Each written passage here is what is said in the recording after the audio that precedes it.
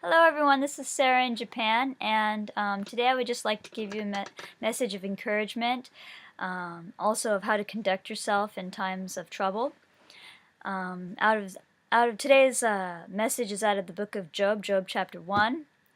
I know that a lot of you are going through some really difficult times. Some of you are out of work, some of you are sick, some of you, your children are sick, some of you are being persecuted for your faith, and last year there was just a lot of bad things going on in the world. A lot of you could probably say scary, discouraging things.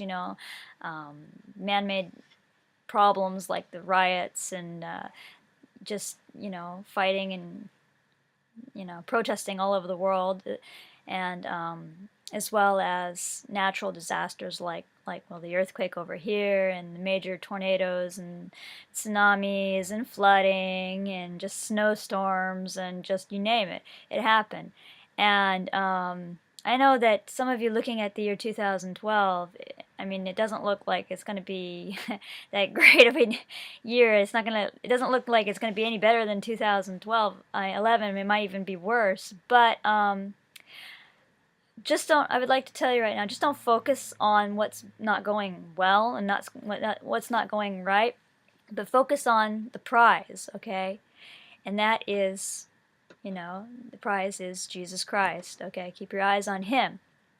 But anyway, I'd just like to encourage you and read out of the book of Job, okay? So here it is, Job chapter 1. There was a man in the land of Uz, whose name was Job, and that man was blameless and upright, and one who feared God and shunned evil. And seven sons and 3 daughters were born to him. Also his possessions were 7,000 sheep, 3,000 camels, 500 yoke of oxen, 500 female donkeys, and a very large household, so that this man was the greatest of all the people of the East. He was the greatest of all the people in the East, okay? He was a great man. And his sons would go and feast in their houses, each on his appointed day. Sorry, I'm having a hard time talking. I know, I'm supposed to be an English teacher. Enunciate. Anyway, so the 7 sons would have a feast at their houses on each appointed day, and they would invite the sisters to go with them, okay? Anyhow, so it was when the days of feasting had run their course that Job would send and sanctify him, and he would rise early in the morning and offer burnt offerings according to the number of them all. For Job said, "It may be that my sons have sinned and have cursed God in their hearts." Thus Job did regularly. Okay? Now there was a day when the sons of God came to present themselves before the Lord, and Satan also came along with them. Yeah? The devil, yeah? And the Lord said to Satan, "From where do you come?" So Satan answered the Lord and said, From going to and fro on the earth, and from walking back and forth on it." Then the Lord said to Satan, "Have you considered my servant Job, that there is none like him on the earth, and a blameless and upright man, one who fears God and shuns evil?" So Satan answered the Lord and said, Does Job fear God for nothing? Have you not made a hedge around him and his household, and around all he has on every side? You have blessed the work of his hands, and the possessions he increased in the land. So what he's saying is, yeah, of course, Job, he doesn't fear you. I mean, he does fear you. Of course he respects you. You've protected him, yeah? Of course, he's going to follow you and be upright. I mean, you've blessed everything he's done. You've made him increase. But he says in the next point, he delivers a challenge to God. Satan tests God and says, "But now stretch out your hand and touch all that he has, and he will surely curse you to your face." And the Lord said to Satan, "Behold, all that he has is in your power, only do not lay a hand on his person." So Satan went out from the presence of the Lord. Now there was a day when his sons and daughters were eating and drinking wine in their oldest brother's house. And a messenger came to Job and said, "The oxen were plowing and the donkeys feeding beside them, when the Sabeans raided them and took them away. Indeed, they have killed the servants with the edge of the sword, and I alone have escaped to tell you." While he was still speaking, another also came and said, "The fire of God fell upon heaven and burned up the sheep and servants and consumed them. I alone have escaped to tell you." Oh. While he was still speaking, another also came and said, "The Chaldeans formed 3 bands, raided the camels, and took them away, yes, and killed the servants with the edge of the sword, and I alone have escaped to tell you." And while he was still speaking, another man also came and said, "Your sons and daughters were eating and drinking wine in their oldest brother's house, and suddenly a great wind came from across the wilderness and struck the 4 corners of the house, and it fell on the young people, and they are all dead. And I alone have escaped to tell you." So there he loses his flocks, and his camels, and now his children. It's just terrible. I mean, everything all at once is gone.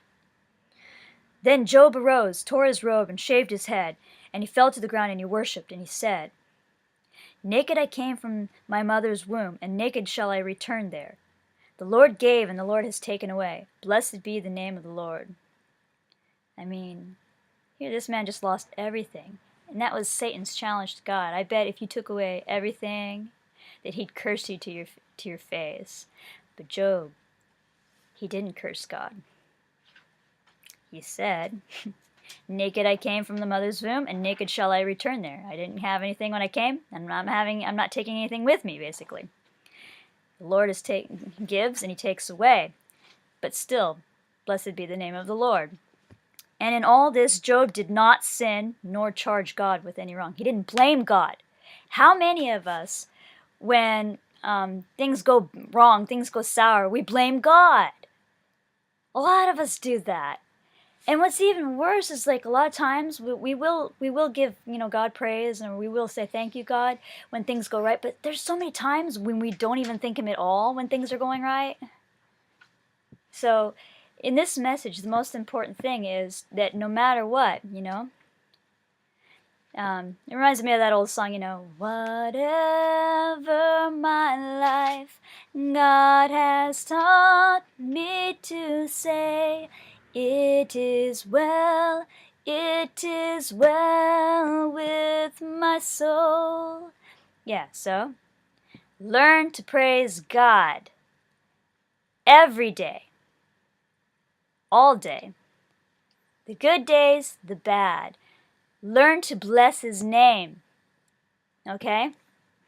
This is the true test of faith and discipleship. Do you really love him? Because if you love him, it's unconditional.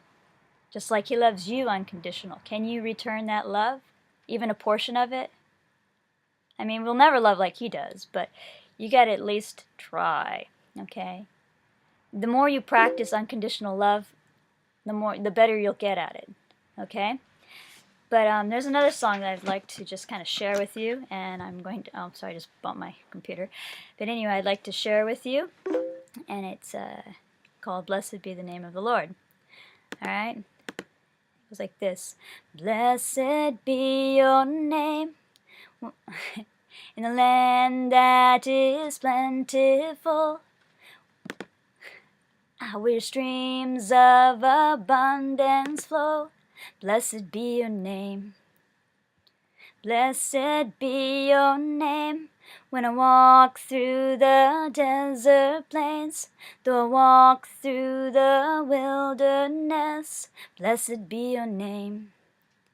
Every blessing you pour out, I'll turn back to praise. When the darkness closes in, Lord, still I will say, blessed be the name of the Lord. Blessed be your name. Blessed be the name of the Lord. Oh, sorry, my voice just croaked on that. I've had a long day at work. Can I try again? Blessed be the name of the Lord. Blessed be your name. Blessed be the name of the Lord. Blessed be your glorious name. Blessed be your name. When the sun's shining down on me, when the world's all as it should be, blessed be your name. Blessed be your name. In the road marked with suffering, though there's pain in the offering, Blessed be your name. Every blessing you pour out, I'll turn back to praise. When the darkness closes in, Lord, still I will say, blessed be the name of the Lord. Blessed be your name. Blessed be the name of the Lord. Blessed be your glorious name. All right. You give and take away. You give and take away. My heart will choose to say, Lord, blessed be your name. You give and take away. You give and take away. My heart will choose to say, Lord, blessed be your name. And I'm going to end it up here. I'm going to end it here because my voice is feeling a little bit funny. I think I'm catching a cold. And I keep on getting distracted. My Facebook chat thing keeps going boom, boom, boom. I don't know how many times it went off when I was doing this. And my daughter is like looking at me and, you know, she wants my attention. So I'm having a hard time making this video. Actually, I've made this video several times and I keep getting interrupted. But that's beside the point. I just hope that, I know my voice wasn't that great today. I'm sorry. But this is the last and final take on this video. But I hope that you watch it and that you receive the message and that you are blessed. In Yeshua's name. I give him all the glory and all the praise for... I can't talk right today. And my tongue's all tied. You know, the problem is with me is that I speak two languages fluently. I speak English and Japanese. I can also speak some Spanish and some French and German. And I'm learning some Hebrew. But at the end of the day, my tongue gets twisted because I speak a lot of Japanese and a lot of English. Okay, so forgive me for today. But I hope you've enjoyed this video anyway. I'm just sorry, I just did that again. But I hope you enjoyed the video and that you share it with people. Share the message. Okay, and remember, through the good times, the bad times. Okay, God is in control of everything. Give him praise for who he is. And think of it this way. It could always be worse.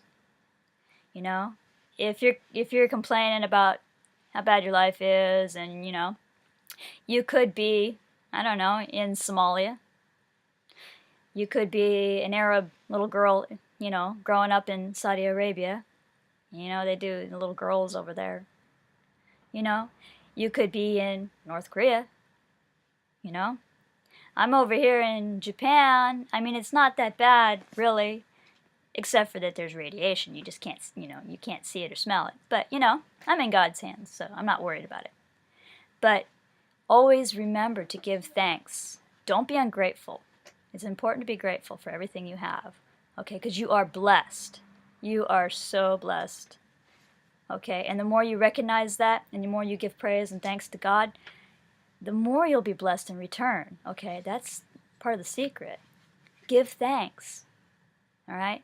And I have a lot of friends to thank for also sharing with me that special message as well while I was dealing with troubles with my husband and struggling with life over here. I had a lot of people saying, you know, always give thanks. Remember to give thanks to God. And that helped carry me through that. And I thank you for that. And you know who you are. All right, anyway, that's all for today. I'll talk to you all later. Bye! I'm out.